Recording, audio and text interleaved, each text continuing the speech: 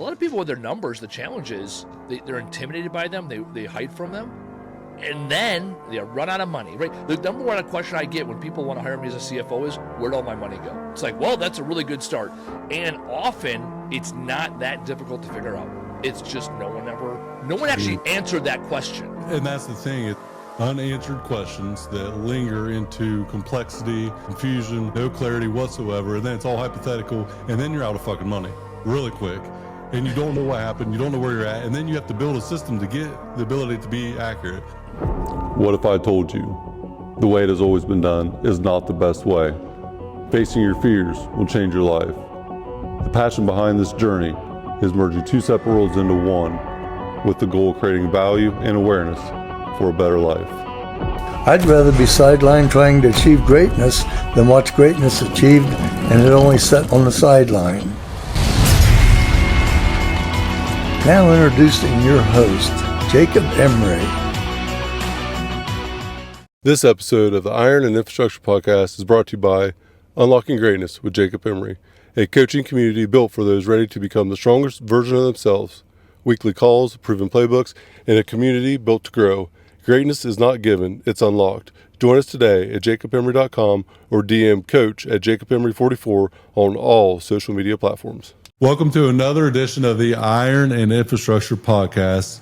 Ladies and gentlemen, a man all about the data. Nothing but the utmost respect for this gentleman that I'm getting ready to introduce. He is a fourth generation entrepreneur. He is a U.S. Army veteran.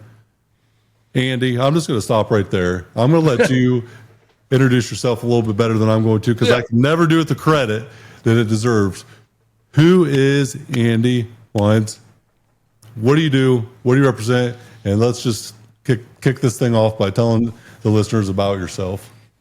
Yeah, my why is to change the world one word at a time. I wrote a book about neurolinguistics programming at a 5th grade reading level called Words Fucking Matter, because they do. It's all about retraining your brain to use language that serves you. I wrote that book. That's really my why. I own a junk removal company. I have a podcast. I do keynote speaking and workshops. Ultimately, my goal is to shape and mold the world utilizing language that empowers and encourages people to become the person they were born to be. Man, I love that. That is powerful. You know, mine's all about inspiring and empowering others to unlock their greatness. So it's not too far away from that. And words do fucking matter. I have not read your book yet, but it'll be immediately after we get done doing this today that I'm going to check it out. You're an Army veteran. So first of all, thank you for your service. Ardor Pipeline's a veteran-owned business, and I cannot thank you enough for your time spent.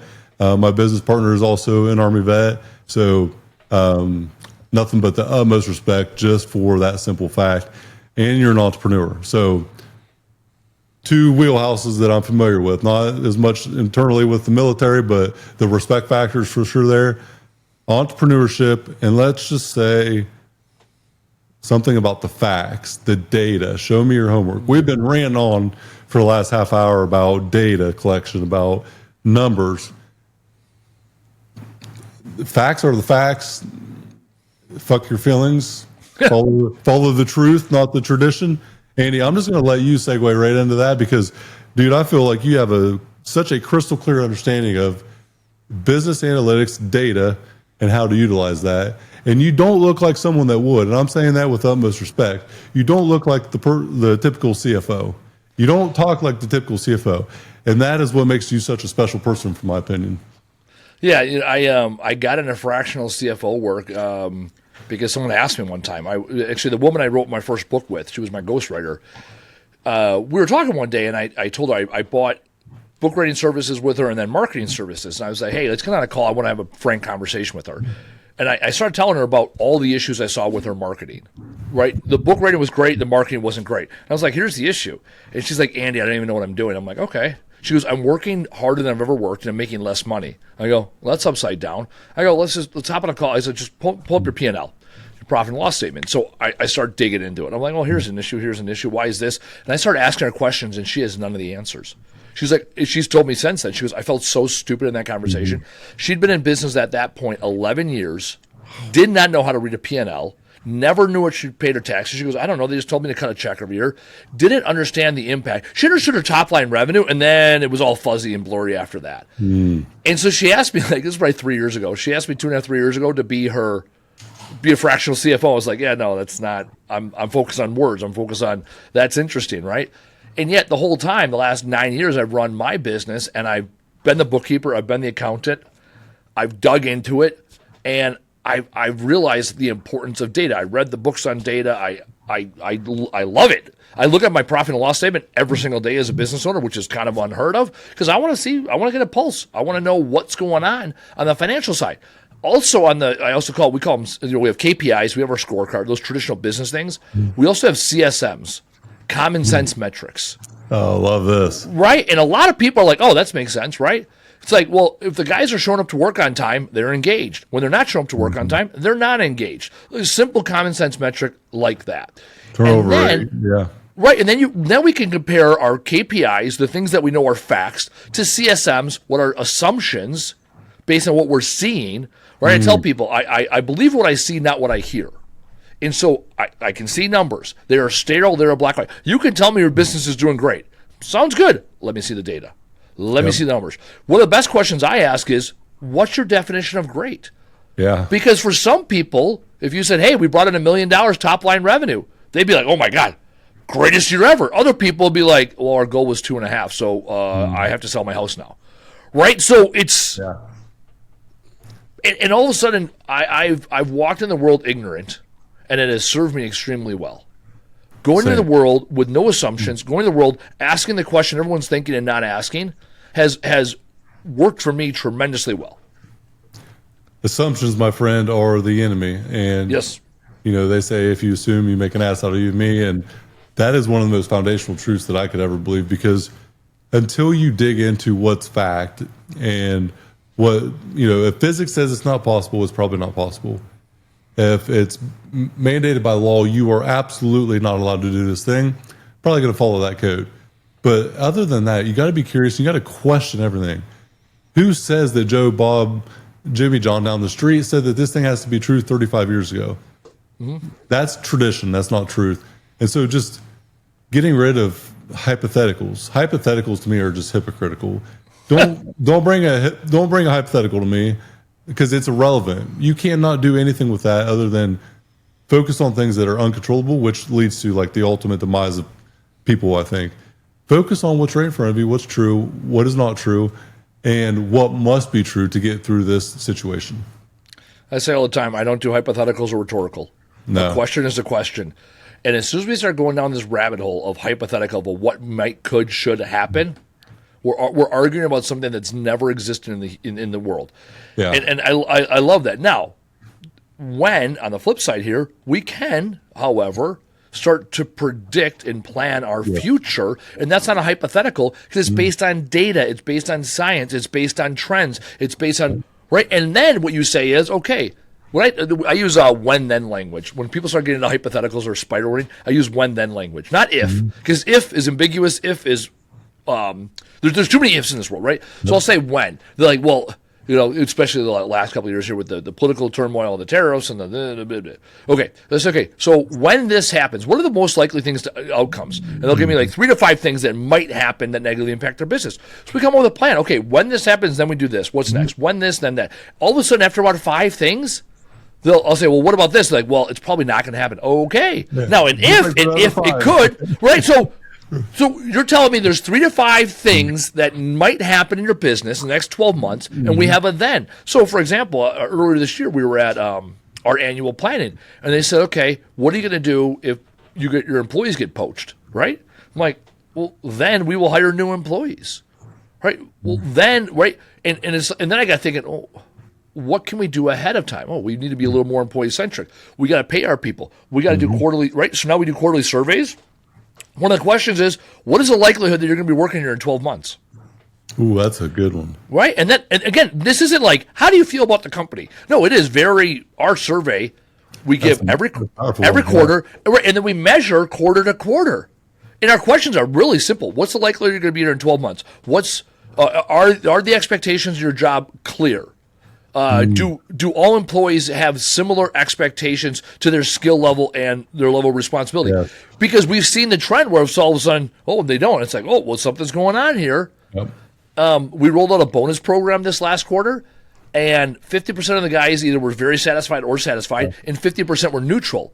And I was pissed. I was like, man, dude, we're spending more money. And then I looked at who gets bonuses. Well, half the guys don't get a bonus. So, of course, they're neutral because they're making the same amount of money, and the guys that are getting a bonus are happy. So it's like, okay. Right, so 50-50 isn't a bad thing. No. Right, those guys are really engaged. And the guys that are neutral, they weren't making a bonus before. They weren't that engaged before. Mm-hmm. We didn't lose them. And the guys that we want here, the guys that are productive, are the ones in it. So again, I in my book I talk about this in business, the triple S score, where it comes down to satisfied, stimulated, and simplicity. Right. Mm-hmm. So I talk about your customers. First thing, how satisfied are you with the work you do? How satisfied is the relationship, the person? How stimulating is the work you do with them? And how simple is it to work with the company? The first time I ever rolled this out, I had a woman. She had 17 clients. By the end of the conversation, she had 9. Yes. We fired 8 customers because she had that customer that loved the person, the work was crap, and they never got paid on time. 80, so it's like, rule. Yeah. Well, get rid of them. So she got rid of half of her customers, and she was more profitable because, again, it was based on data. Data drives the world, and I tell you what, man, I didn't realize this for the longest time. I was more of a emotionally driven person out of determination and probably just willpower for the longest time. And then by the company against all odds, the data said impossibility, like not possible. Well, fuck the data at that point. I don't care because I'm determined. Well, that only lasts so long. You can be as determined as possible, but action doesn't equal accomplishment. And so, as we move through certain lanes in life, we have to realize that we can work harder than anybody else and still accomplish absolutely nothing that we desire to. So simplicity of outcome, sure. What is the clear outcome that you desire to have? I don't read between the line, Andy. I read the line. And whenever someone gives me something that's blurry, I'll ask a question to define it. What's that look like? Do you have a time frame? I call it the clear framework, and it's something I teach in my coaching program just for this. Clear framework. Do you have clarity of the outcome? Is it crystal clear, yes, no, black, white, red or yellow, what the outcome looks like? Do you have the ability to do it? Do you need to learn anything? So the second one is learn. Do you need to learn? Is there training involved? Do you have the skill set to actually accomplish this? The ease in date. Do you have a date and time? By December 5th at noon, I will have this accomplished. And then A is advocate. So did you delegate or did you advocate? So did you have the capacity? Was there incentive to do it? Was there motivation there? And then the R is roadblock. I can have the best chef in the world that doesn't need to learn anything. He clearly knows he needs to get this omelet cooked right now. He's incentivized to do it because that's how he gets paid. He ain't got no fucking eggs, Andy, so he can't cook an omelet no matter what he does. And it's that simple. But just getting that framework together, it changed the way that I view things, because whether you're setting a goal or delegating a task, it's often done without consideration of, do you understand the clear outcome? Do you need to learn anything? Is there an end date? And advocate, probably being the biggest, is there the capacity, the incentive, the motivation, not only for yourself, but then when you push it on someone else, are they over capacity already? Are they incentivized to do it? Do they understand the urgency? And then what roadblocks are in place? And there's always one of them 5 things to me that seem to be an outlier. And when you just put this in place and then you're good, it's like, well, shit, I can compartmentalize this, reverse engineer, work from the end time back, and then outcomes are kind of simple after that. It's like having a roadmap developed pretty simply. And then I have one more, I call it the 3S solution. Whenever just trying to implement something, but you don't know where to start, you keep it simple, you put it in your calendar, you schedule it, and then what are the stakes? So in 30 days, I want to lose 10 pounds, whatever it is. So 30 days, I'm going to lose 10 pounds, simple. Very clear, what that is. I'm going to schedule time to work out every day. And at the end of 30 days, if I don't accomplish this, so you have stakes both up and down. So at the end of 30 days, I'm going to take myself out for a night to go have a steak dinner, whatever. If I don't accomplish it, I'm going to shave my head. Something like that you just, oh, fuck, I can't imagine that. I'm going to get on the treadmill that day. I'm going to go put in that extra weight session. And it keeps that incentive both ways. Because if you only look at what on the upside, the good, if I don't get that, okay, whatever. But if you say, oh, I got to shave my head, or I got to put a dolphin tattoo on my forehead, whatever it is, oh man, I'll tell you what, you remember that, and then you have to say it to somebody else that will hold you accountable. But just keeping simplicity and clarity involved in everything that we do isn't very simple and isn't very clear most of the time.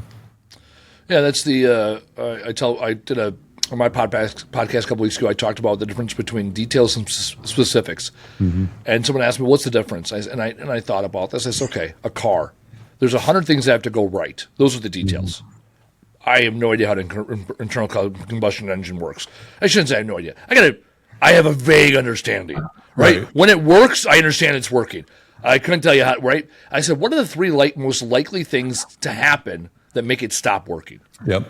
Right? And there's like three things. You're out of gas, your battery's dead, right? And something else I don't even know about. So it's like, what are the three specific things that could happen that would prevent the car, right? Or lose my keys, right? Those are I lost my keys, I'm out of gas, the battery's dead. Those are the three things most likely to happen that does not allow you to drive your car.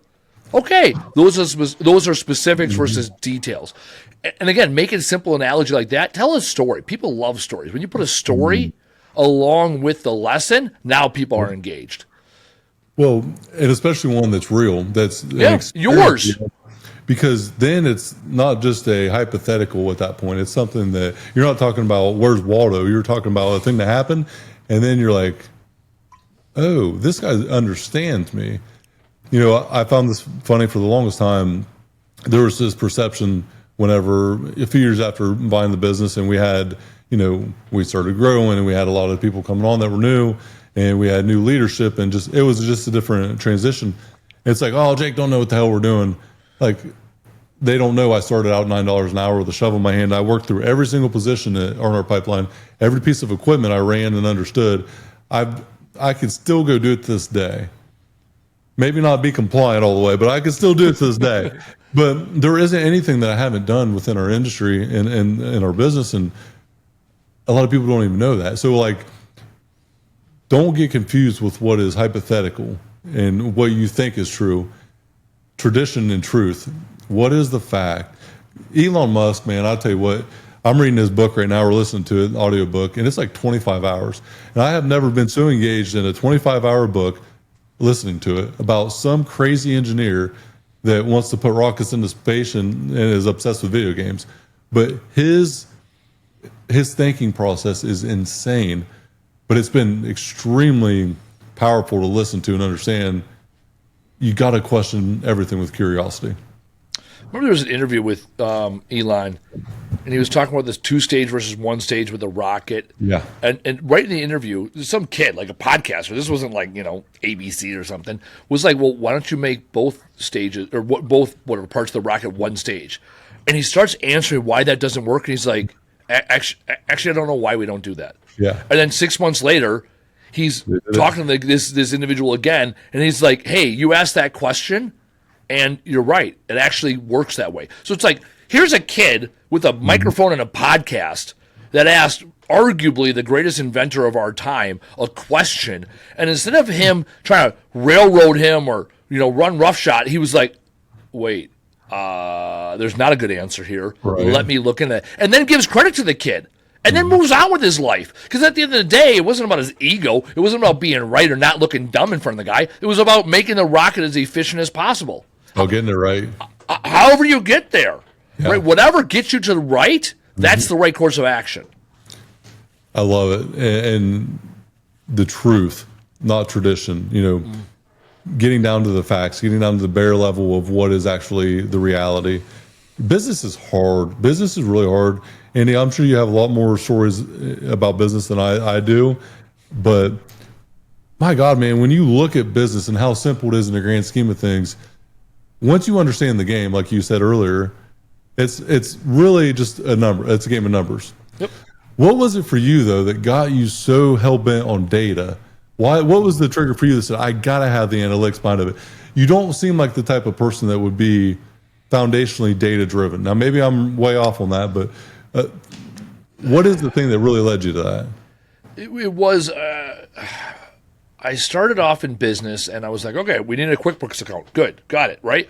I have a bachelor's degree. I was, whatever, 3.85 grade GPA, whatever that tier is.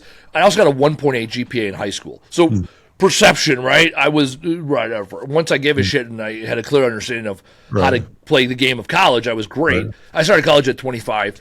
Point is, I got a 3.8 GPA, 3.85 GPA. The only class I got less than a B in was accounting. I got a B minus in it.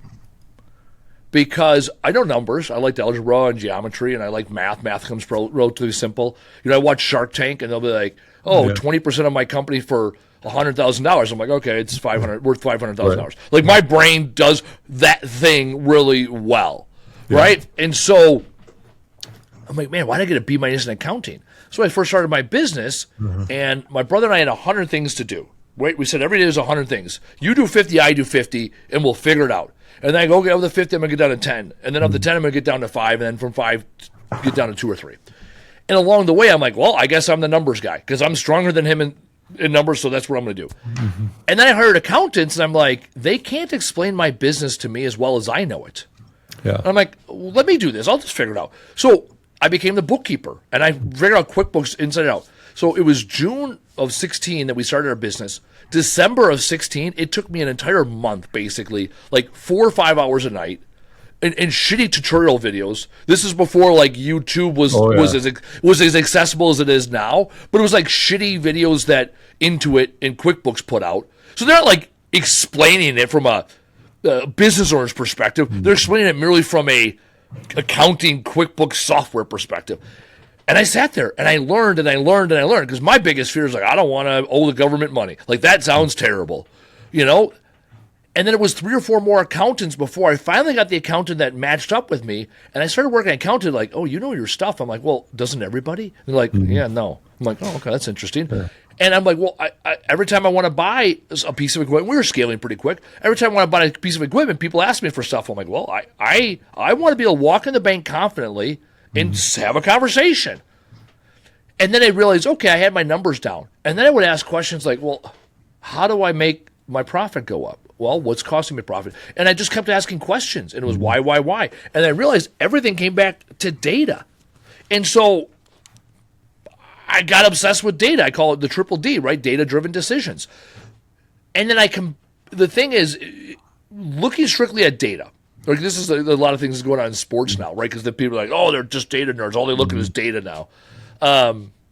When you look merely at data, there's no reason to get into entrepreneurship, right? Entrepreneurs fail.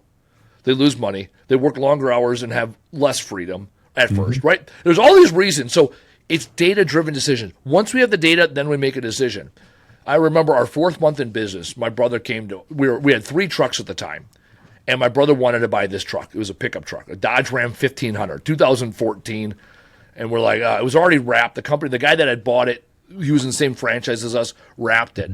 And I didn't know what a break even. I knew what a break even analysis was like conceptually, but I didn't know how to chart it. And I looked at our numbers. I looked at our cash flows. I looked at how much money we're making. I go, his name's Isaac. I said, Ike. I said, it was $22,500. I said, Ike, we can buy this truck, but we just split like $7,000. We just split $3,500 each. I said, I'm going to need your $3,500 back, and we're going to put it in the bank, and I think we can make it, right? I had enough data to make the decision. From the time we bought the truck and then paid other bills, before it started making us money, which is like a 3-4 week burn, we got down to $17 in our bank account. Right? Because I started with the data first. So I was like, so on that Friday afternoon, we got a phone call for a $200 job. It's like, yeah, we're going to go bang that thing out. Like it's Sunday afternoon and trucks are full and the yard's a mess. It's like, well, we're going to clean this shit up before Monday morning. So we're not paying our guys, right? So it was those data-driven decisions. And from that first truck I bought a truck 4 weeks ago. It was the same math, right? What's the ROI? How's it going to impact cash flows? How quick can we get it on the road? What's the initial investment? And these are all the questions we ask. Love it. Or I ask. And when nobody in the room has the answer, I go find the answer. And so I've gotten obsessed with it. And then other people ask me questions, and then, well, how do I do this? And I'll respond, well, what about this, this, and this? And they're like, I don't know those things. It's like, well, I can't give you advice without the. We have to have the foundation of truth. You always keep talking about it. When you're standing on the same foundation of truth, then there's a place to go. The challenge a lot of people have, whether it's personal, business, whatever, is they're operating on two different planes. They're arguing, and they're not looking at the same facts first. When we're all looking at the same facts first, now we can have a conversation. Once you have the facts, that's 80% of the decision making. That's it. And the factual information being there, most finance, accounting engineers that know data, know analytics very well, they don't become entrepreneurs because the 20% is the risk. And the environment that they're in is not a risk associated environment. They are never willing to take the risk because they know the logic behind of it doesn't match the outcome being likely in their favor. But there is no measure for heart, for determination, for creativity. Like, you really can't scale them things. So most analytically driven people from a base, 80% is where they keep it at, because that's what that safe zone is from my perspective and what I've seen. But like myself, I never had the analytics in front of me. I had the determination. But then I realized I can determination myself into just a hamster wheel of hell and never accomplish anything, and actually accomplish less than just going to work for somebody else. But I got to be really intentional about what I put my attention into.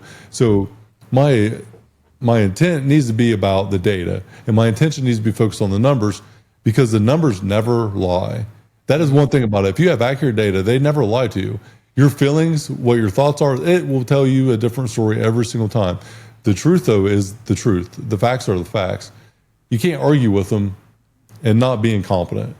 And one thing I like about your facts are, and this is what separates business owners and entrepreneurs from everybody else, that 80% facts. Not only is it historic data, a lot of people think it's only historic data. No. It's also the fact of where do you want to go. That's a nice thing as business owners. We get to determine our own rules. So now we can say, factually, I'm going to scale this many dollars in this many years. Let's say it's $5 million in 5 years, right? Okay, we want to get to $5 million in top line revenue in 5 years. Okay, that's a fact. That's where we're going. Now let's go get the data. All right, we're here. We want to get here. What decisions allow us to get there? The challenge is with people, they never consider their destination as a fact. It's like, well, it would be nice. Well, I just want to scale. Well, I just want to scale is not a fact. I want to get this many dollars in this time is a fact. That's where I want to go. And I'd rather shoot for the fucking stars and end up somewhere in the stratosphere and hang out amongst the gods than say, well, it'd be nice to climb that hill every now and then. Hope that mountain doesn't look so bad. No, I want to go as high as possible and fail getting where I wanted to go and get further than I ever was. I want it to sound delusional. I don't want to sound like a common person that has like this little, this little thing in life that is accomplishable. It has to sound delusional, because if it doesn't, for one, it's not a dream. It's not a vision. It's just another lifestyle that is average to me. If your dream and if you're not delusional, if it doesn't sound so fucking crazy, Andy, that you question your own sanity sometimes, then it's probably not big enough. Because And I know this from the different programs I've been a part of and from the coaching that I've been in. 10x is easier than 2x, because 2x is just more output for, you put in the hours and the time. It's more day-to-day misery, but you're never going to get the outcome that you desire. It's just input. It's input of higher input, less outcome. But if you want to go 10x, you have to think so outside the box of what tradition is. Logic doesn't work. Common basic things that you've always done will have to be different. So you can't be the catch-all for everything. You got to change the way that you operate if you want to go 10x. But if you want to go 2x, it's just going to result in you being miserable more than likely with the thing that you're chasing. It seems like it's right there, but it really comes down to the cost is too high to have someone else do it.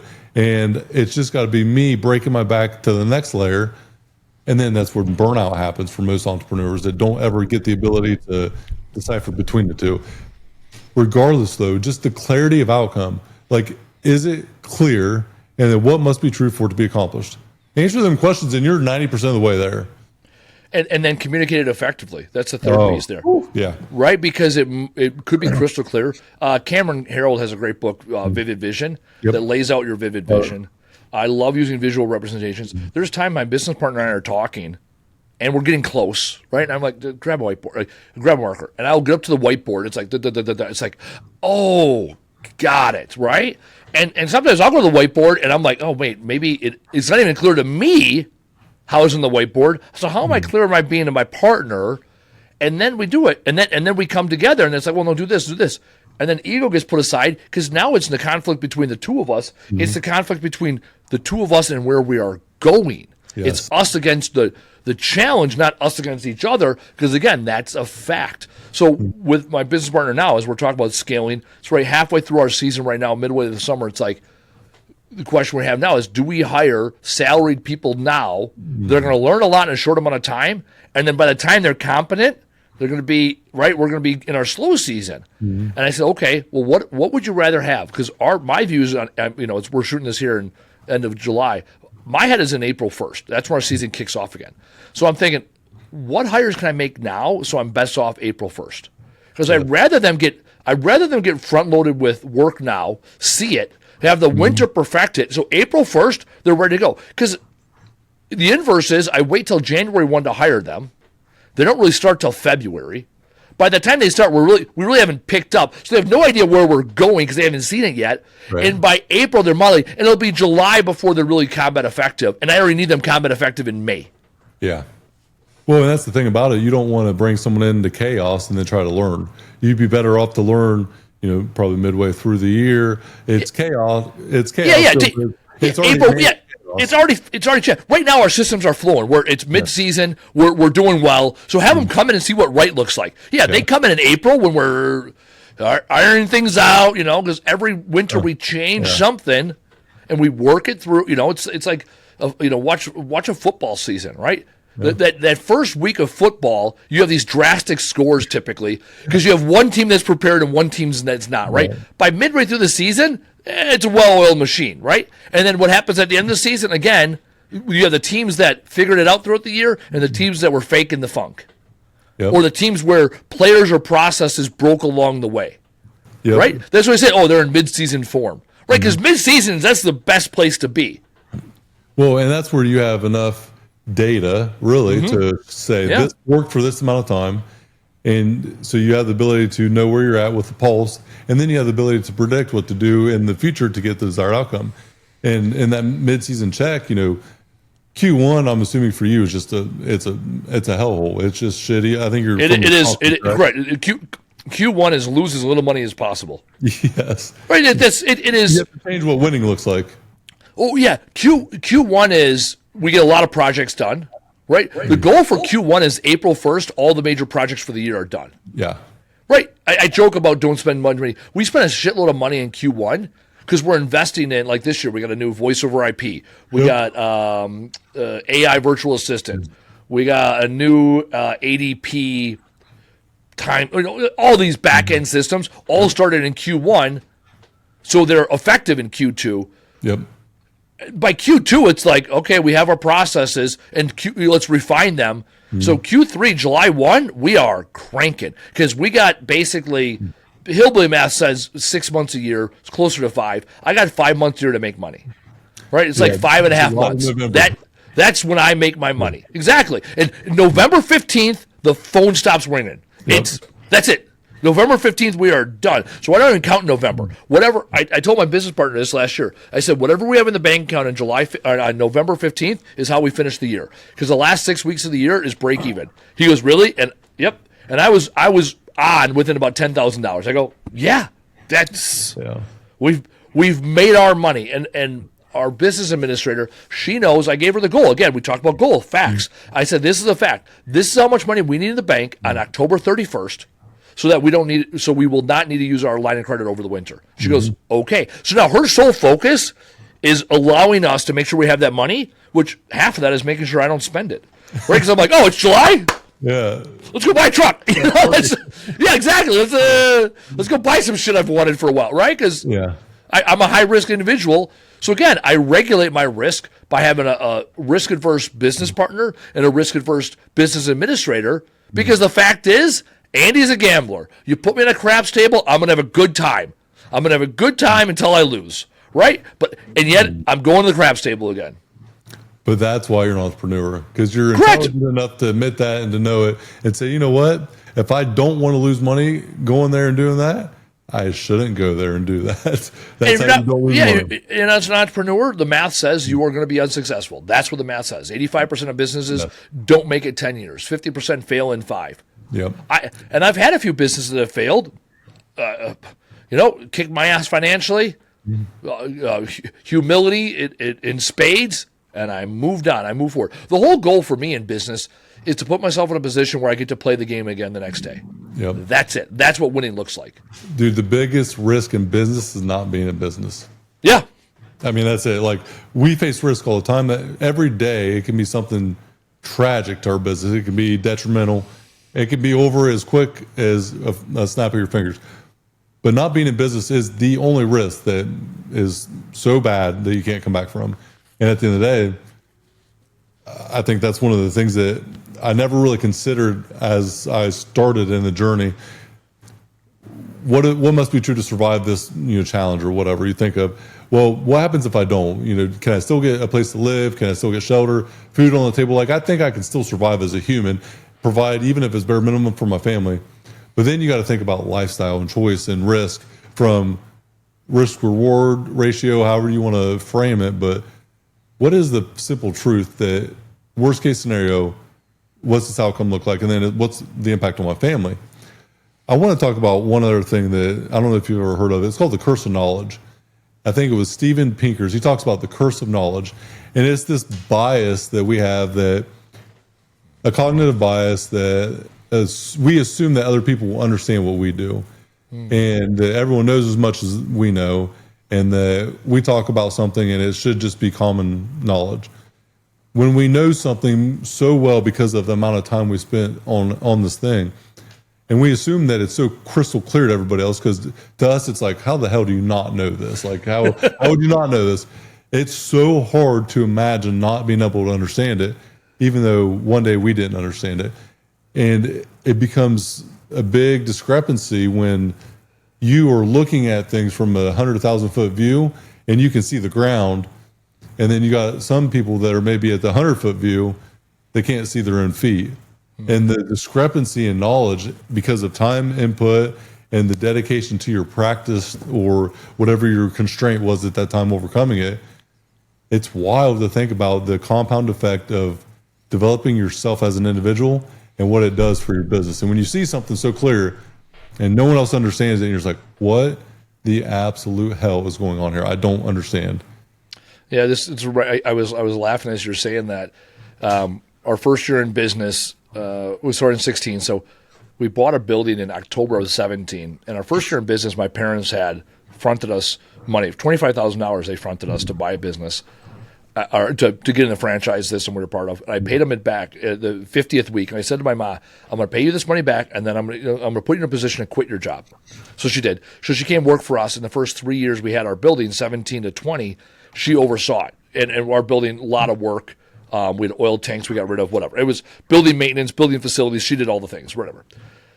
And I would walk around the building, and I'd get so frustrated all the time. And I would just like, well, why don't they see this? And it's very clear and it's very obvious. Like, what the fuck? And she'd always say, Andy, nobody sees what you see. Mm-hmm. Nobody sees it. Nobody talks as fast as you. They don't think as fast as you. They don't keep up with you. You keep getting mad about the same thing over and over. And so I'm putting myself on this pedestal like, look at me. I'm so smart and I can see the future, and everyone else is dumb, right? And then I thought, I figured out, I didn't think it. I figured out, well, this doesn't help me at all. Right, being that far out, right, like you said, being 100,000 feet in the air and screaming down to guys that are 10 feet on the ground, looking at the blades of grass, it doesn't do any good. So the one thing I've learned, and that you hit the nail on the head, the more books I read, all too often I read a book and I'm like, no shit.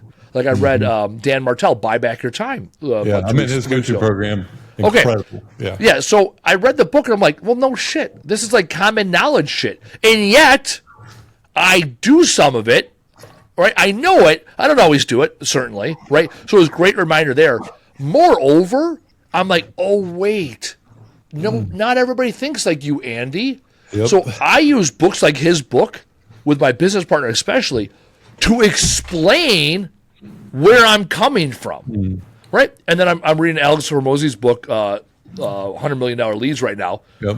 And sales is I'm good at sales. I've bullshitted my way enough through sales. And now I'm reading his book, which is Sales and Marketing. And I'm like, wow, I am I know nothing. Like reading this, Yeah. like, wait, this is how I feel, right? The inverse, when I'm talking operations or I'm talking numbers and people are just glossed over. I'm reading this book like it's so simple, and yet I'm like, man, I've been screwing this up. I'm working harder, not smarter. I've been doing 2x, not 10x, right? Dan Sullivan's book, 10x is easier than 2x. Another great book. So every time I read a book, it allows me to become a better leader because I'm able to communicate my vision. That's what it comes down to. I got vision for days. We ain't short on vision around here. What we're short on is a plan of execution and communication of said plan. And that's what reading podcasts, that's what really is stressed on me, because that's my greatest area of opportunity. That's what it comes down to. Dude, so good. Dan Martell, I'm in his group coaching, 1 hour a week. I have learned more in that 1 hour a week than I could have ever fathomed being true. It's the reason I started my coaching program, because he teaches on his iPad visually. Every session that he has, he does a 10 to 15 minute frame. And he says, he always says 15 minutes of this education or coaching that you're getting, you take this and focus for 16 minutes. You should be able to implement it because it's that simple. And he's all about simplicity. Simple scales, complex fails. He says it all the time. It could be, there is no more foundational truth than that. Because if you can explain it to the masses and get them to like really hear it, understand it, then they can implement it. We learn how to really be good as a leader when we are able to teach it with simplicity. Being complex, like you talked about the CEO that loses their whole room, walks off stage and thinks he's hot shit because he's so smart, no one understood it. That's just a bad teacher. That's a bad leader. If you can't clearly explain what you're trying to accomplish. And I say all this by saying that I am the biggest dumpster fire when it comes to clarity sometimes. Because what I'm saying isn't being received. That's why I'm so passionate about it now. But the ability to collect a group of people and ask questions and engage them and communicate to them with intentional openness. Hey, I don't teach me what you're trying to say. I don't understand. Draw it on the whiteboard. Give me a metaphor. Explain this thing from the most basic fundamental truth.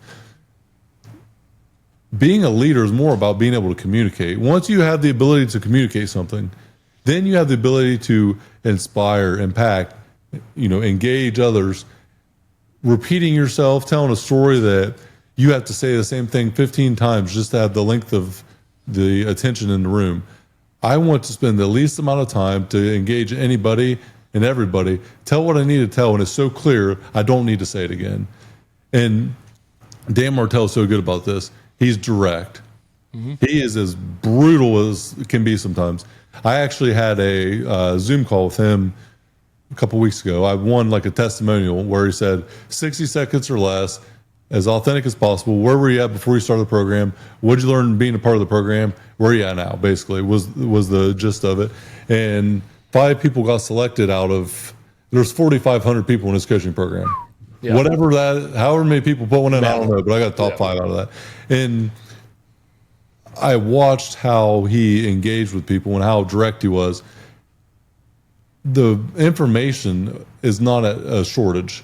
We have the readability of information at an all-time high now that we've never really had before. I can learn anything I learned in school in a matter of 5 seconds, Andy, but what I can't do is go implement it and practice it every day with small incremental, progression, and then have that desired outcome with delayed gratification. And the ability to focus on one thing just for 90 days, but execute daily is very hard for 99% of people I've ever met. What do you want to accomplish in 90 days? Just 90 days, 1 quarter at a time. What is your focus? And then what's daily execution to get there? That in itself is astronomical odds to accomplish today in business. And I think that's why the businesses that are good are becoming great, and the businesses that are mediocre are going to be out of business in 5 years. Yeah, because mediocrity is not going to cut it anymore because, like you said, access of information, coaching, consultants, it's available for anybody and everybody. I'm in the middle of 75 hard right now. I've never done 75 hard. I'm 41 years old. I have a leg up because I don't drink alcohol to start with, and I work out regularly enough, right? So it's not like 0 to. I was 50% the way there most days, right? So this quarter, and you're right. Every quarter I take something on. I'm doing 75 hard right now, and I'm like, man, this is so simple. The nice thing is I get to decide, right? It's 2 workouts a day. Well, I get to decide what those 2 workouts are. It's read 10 pages of book every day. Okay, I get to decide what book that is. Right now it's Alex Hormozy, $100 million leads. Next up, I started reading yesterday. Oh, Play Bigger. I started reading. I dabbled. Whatever. I wrote the preface yesterday because I know I'm teasing myself for that, getting excited for the next book, whatever. Third thing, you set your own nutrition plan, right? And then it's drink a gallon of water and don't drink alcohol. That's it. There's one more thing I'm missing there. Every day I'm like, oh yeah, this is so simple, and yet every day I'm like, fuck, I gotta get that second workout in, Yes. and it's gotta be outside, and it's fucking raining, and you know what? I have a super supportive fiance, and my business partner is also doing 75 hard. He started 2 weeks before me. I talked about doing it, and then he started right away. And we both read Buy Back Your Time recently that talks about, right? And it's like, yeah, 90 minutes a day. I had 90 minutes of crap a day because now I'm working out twice a day, 45 minutes, no questions asked. Yesterday I got my second workout done by 10:15 at night. It's like, well, I got it in, right? I had 24 hours, to work with, 1,440 minutes like everybody else. It comes down to that structure. Structure leads to simplicity. I would keep stressing this. As business owners, we get the luxury of defining the rules. Right, for me, my 2 things, nutrition-wise, these are my 2 things. This is the only thing I'm changing my diet. No fried food, because I love fried food. And fried food leads me to go to the fucking gas station and get me some fried chicken tenders, and they're delicious, right? Yes. With the pinky up, right? And the second thing is breakfast every morning. I went for years, I would always fast. And I'm not building muscle. I'm keeping my pooch. So it's eggs and avocados every morning. Those are the 2 things. That's been difficult for me because I'm used to we're just cool. And now all of a sudden I'm like, well, wait, I'm making breakfast every morning. I'm drinking coffee. I'm spending time with my fiance. I'm scheduling. I'm making my schedule where, oh, wait, I'm waking up before I have to get to the next thing. And all of a sudden my life is becoming better all because I'm eating eggs and avocados in the morning. Such a simple thing. And yet I'm like, man, and also every time I eat it, I'm like, I'm doing something new. I'm getting a new habit. I feel better about myself. So instead of going to the gym midday having not eaten or taking a call, 3 or 4 calls and not having eaten, now I'm like, oh, I put good nutrition in my body, right? And there's other things I put, no carbs before noon, a couple other things I'm putting in place. Yep. And all of a sudden, the simplest thing, 2 workouts, read a book and eat eggs and avocado. And now all of a sudden I'm looking at all my time like, well, no, that's a waste of time. We're not doing that because I need 90 minutes a day to work out. And that call, that conversation, that bullshit, even this, after this, I'm going to leave work and go home and work out because I know if I stay here at work, I will fart around for 2 hours and get nothing done. I'll be busy. It's Friday afternoon. I'll kick it with the guys. I'll bullshit. I'll do some stuff and not get stuff done. And yet I can go home, do my first 45-minute workout, finish my reading for the day, get ready for the second half of my day, because I have a very clear plan in place. And again, it's not about the 90 days. It's like alcoholics, right? Always talk about it doesn't matter about the chip. It's about being sober today. It's no different than working out, exercising, reading books, whatever. It's not about what you did yesterday. Yesterday's gone. Tomorrow's not promised. Did you do the thing today, yes or no? And then I love what you said earlier about shave the head versus go out and get that cheat meal, that fatty steak, right? We did this a couple months ago on my CEO roundtable. The question was, would you rather win or not lose? I don't give a fuck about winning. Winning doesn't do it for me. I expect me to win. I expect our team to win. I hate losing. I loathe losing. And worse than that, I hate admitting to others that I'm the reason we lost. Right? So out of sheer will, I'm not losing. Right? The other day, last Saturday we went out for we played basketball. We do a quarterly outing, so we took our guys out. We played basketball 3-on-3, which was perfect because that was one of my first that was my first 45-minute workout. Right. I played ball for like 2.5 hours. I was zonked. My second workout was light. It was stretching and yoga in the living room because that's about what I could do. Yeah. I'm 41. 3 hours of basketball, 2.5 hours of basketball. Anyways, and then what do we do? They're like, "Hey, do you want to get pizza or wings?" I was like, "Dude, wings would be great." I said wings would be great. We go to get the wing place. I don't eat fried food, right? I love wings. Wings are my thing. Mm-hmm. And my business partner's there. And I go, I'm not going to fail in front of him. I'm not going to fail in front of my employees. I'm not going to fail when I go home and my girlfriend, my fiance can smell, buffalo sauce on my breath. So I went next door and got a gyro, right? No fries, just the gyro meat. Okay. And all because I had the plan in place. Yeah. It's a standard, simple standards. It is. It really is. Atomic Habits is one of my absolute favorite books. Great book. Atomic Habits and Compound Effect are the two I recommend whenever starting a personal development journey. I have a 5-step PDP, the personal development pyramid that I coach on, and them are the two foundational books because when you start your journey, and that's the first part of this 5-step PDP, you got to start. But so many people just don't even know where to start at. I have what I live by. I die by this. It's called the standards of greatness. We don't rise to the level of our goals. We fall to the level of our systems. Yep. A system to me is save yourself some time, energy, and money, because that's what it is.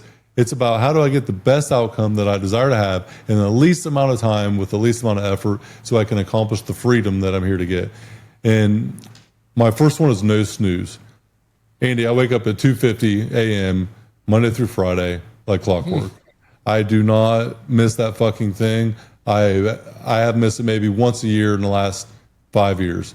I set my alarm. I wake up when I'm supposed to. No snooze, number one. That sets the tune for the day. If I miss that, my day is fucked. I am in trouble because that is my first thing that I must accomplish. No snooze. It's as much about the mentality as it is anything else. The second one is physical output. 10 minutes a day is my bare minimum, and that's 7 days a week. You're doing 75 hard. Obviously, you're at a high level on that right now, but every day for 10 minutes, I'm having physical movement with intent. It is dedicated. It's in my schedule, whatever it is. It can be a walk. You can go walk. You can do whatever. 7 days a week, I'm probably doing hours, maybe 1 or 2 hours a minimum, but 10 minutes a day is what the bare minimum is for everyone that I want to coach in my program. Physical output, and then next is mental input. You have to continue to push forward. And even if it's 10 minutes a day, talk about facts, 60 hours in a year. So only 10 minutes daily, 60 hours in a year. And that's like the equivalent of 10 pretty significant sized books. So pushing that thing forward, don't ever fall back, always fall forward. The fourth one is track and attack. You have to track your progress. If you don't measure it, you can't manage it. Basic data-driven concept. And attack every day for what you're putting in your calendar. You're attacking every day with that second workout, whatever it is. It can be a nap. If you want to attack that day and you're taking a nap, whatever this may be, attack the day with intent. Be intentional about what you give your attention to. And then the last one is gratitude and preparation. Have gratitude for the day. You win or learn, you don't ever lose. You take the hard learning lessons and learn from it by not getting down on yourself, not being a victim of the outcome. Take it and learn. What did I not win today, but what did I learn? And it's about like whether you think you can or you think you can't, you're right. What did I learn today to make sure that I don't have this happen again tomorrow? Because if you focus on the loss and you accept the loss, what ultimately happens is you're more prone to lose again because that's what you're focused on. What you focus on expands. And then gratitude preparation, you have to prepare for the next day. Today's success started yesterday. And when I say that, it's not these big astronomical things. I know what my day looks like tomorrow. I know what my food looks like, my nutrition. I have a gallon jug of hydration every day right here. Yeah. It's ready to go. Okay. Yeah, I see that. Yeah. I don't BS it. It's ready. Every day that's already prepared when I wake up in the morning. My gym clothes, my business clothes, everything for that day. By the time 7 a.m. turns around in the morning, I have worked out and I have had an hour and a half of personal development, hour and a half probably of physical development, and my brain hasn't even engaged that much yet. So I'm basically thoughtless or thankless until 6 or 7 a.m. and I've already conquered the world and most people are still asleep. Them little things done consistently have been the thing that have changed my life. And that's how it's called the standards of greatness. And I live and die by it. 7 days a week. And it's just this minimal chip, the deposit you put in every day that leads to this compound effect of results down the road. And when you actually have that big return on it, for that little bit of the deposit, the return is so much bigger than you could ever imagine. You said 2:50 every day you wake up? 2:50 a.m. Yes, sir. No alarm? That's your... No, I set the alarms. No, Yeah. I do. I wouldn't wake up without it. Got it. Okay. Days. And the sad part about it, or the not sad, but just hard reality is, dude, 10 or 11 o'clock is more my bedtime now than it's ever been. So I've had to really adjust how efficient and how much output I have. I sleep fast because I sleep good normally. I rarely have a restless night, but I'm normally trying to get in bed by 9 o'clock. Yeah, so and you're married, kids, and everything adjusts around. Yeah. So, and I want to emphasize that point because a lot of people will start giving all the excuses and reasons why they can't do something. It's like, no. When you make a decision, and you are evangelical about said decision, the rest of life, you're not that important. The rest of life will figure it out. I challenge my daughter every once in a while. She's 7, so I'll tell her, hey, baby, 10 squats in the morning. Every morning when you wake up, get out of bed, 10 squats. We were working out last weekend in the garage, and I was getting in my daily, and the girls we were in the vibe in that environment, and I have a pretty sweet home gym, so they were just like, I want to work out too. So I had them with a PVC pipe doing squats, and my daughter's like, God, 10 squats, it's kind of hard. And I was like, why don't we just do 10 squats every day? You wake up, you just do the thing. Yeah. I'll try. I'm like, no, you don't try. Trying is giving yourself an excuse not to. You just get up and do it, baby, and it's fine. But I was like, don't do 10, just do 1. You wake up, before you do anything else, you just get down and you do 1 squat. Squat all the way down, all the way up, and that's it. But just 1. Because it's just the habit you put in place. Yep. The compound effect of that is the growth in the volume. But you start with 1, and before you know it, you're doing 100 and you don't even think twice. I love that. That's I talk to people incremental, all about incremental. When you do the 1, right, you get the W. And then you add and you add and you add. It's the fact that it's like when someone says they can't do 10, well, and then that is the end of the conversation. Or you talk about try. In my book, you used a couple of the words there, right? So I'm thinking, I'm talking, I'm trying. All you're doing is lying. Yep. Because you're talking yourself into or out of without any action. Yes. And so when, not if, when you apply action and activity with attitude, greatness awaits. The challenge is people never wait for they always wait for the when. They don't decide the when. The perfect time to start is right now, Andy. And it always will be and always has been. You want to plant a tree. When's the best time to plant a tree? It was 20 fucking years ago, but the second best time is right now, this present moment. Having the best plan, having the advisors, the counsel, the people around you, the support system, the strategy, the thought process, the thinking time, the clarity, it's in your schedule. You have all these things in the world, but until you actually get off your ass and do the thing, there's absolutely zero accomplishment made. Because momentum does not happen without motion. And that's the end of the story. You want to accomplish something, put something in motion to accomplish it. And until you do so, your accomplishment is going to remain 0. And movement begets momentum. Right? You need movement, right? I had this conversation a couple weeks ago. I was talking to my business advisor, and we were talking about mental health versus physical health. And she said, well, they're both important. I said, well, again, this is that data piece. Well, I will compare any two things and make an argument one way or the other. Yep. And so I said, no, your physical health is more important than your mental health. And she goes, I think they're both important. I said, no, let's play this out. And I first heard this from Huberman. He talks about that, right? If you're a big ball of fuck, what is better? And this is what I figured out in the simplest form, right? When you do something mental health wise, right? You read a book, you talk to your counselor, you meditate. Does your physical health change? No. When you do something physical, you go for a walk, you do that 1 squat, does your mental health change? Yes. She goes, I've never thought about it that way. And I go, that is the simplest way for me to explain it. Yep. I know when my head's a mess, what I do, I go for a walk. Yep. I get the blood flowing. I know I play volleyball on Thursdays. when I'm having a crappy week or whatever, I'm like, I'm going to hit some balls on Thursday, right? And I know I'm going to swing hard, and I let it all out, right? Because that's my thing. 2 weeks ago on Saturday when I played basketball, man, I was beaming. I haven't played ball in a while. 2.5 hours of basketball, hooping, sweating. Yep. Man, I slept like a baby that night. The rest, I don't even know what else I did that week. I couldn't even tell you right now, and yet I know I played basketball and I felt good about myself. Yeah. And this is coming from me, who I rely on my brain a hell of a lot more than my body, and yet physical health trumps mental health as far as prioritization. Because when you figure out the physical health, a lot of the mental health shit goes away.